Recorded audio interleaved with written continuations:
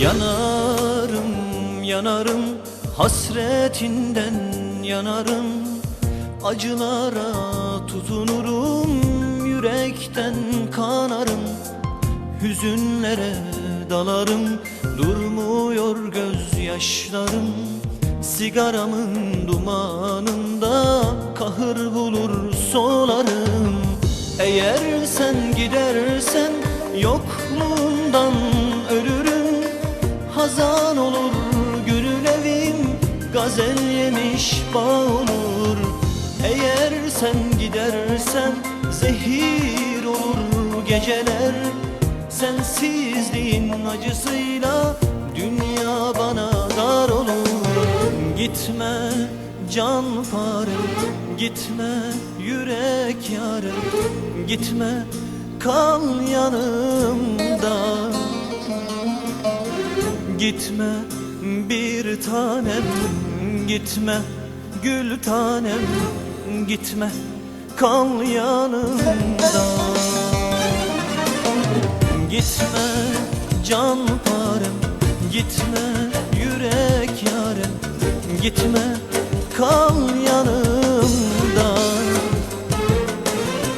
Gitme bir tanem, gitme gül tanem. Gitme, kal yanımda. 1 Mayıs gecesi düştün içime. Yıldızları şahit bildik sevdamızı. Ortaya sancılarımı susturamadıkça sen taze ömrünü sürüyordun acılarımı.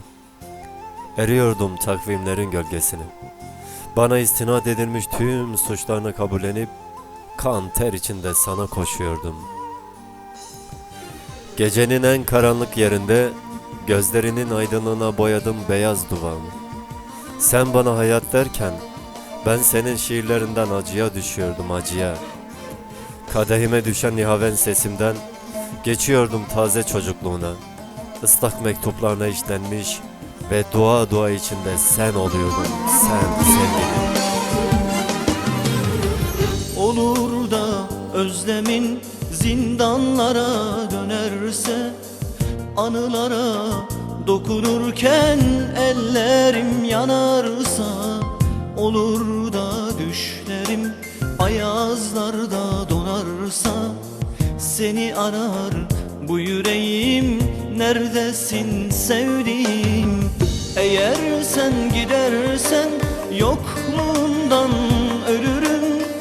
Hazan olur gülün evim, gazel yemiş bağ olur. Eğer sen gidersen zehir olur geceler. Sensizliğin acısıyla dünya bana dar olur. Gitme canparem, gitme yürek yarem. Gitme, kal yanımda. Gitme bir tanem, gitme gül tanem. Gitme, kal yanımda. Gitme canparem, gitme yürek yarem. Gitme, kal yanımda.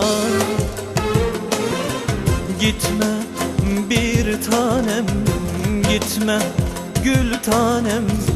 Gitme, kal yanımda. Gitme canparem, gitme yürek yarem. Gitme, kal yanımda.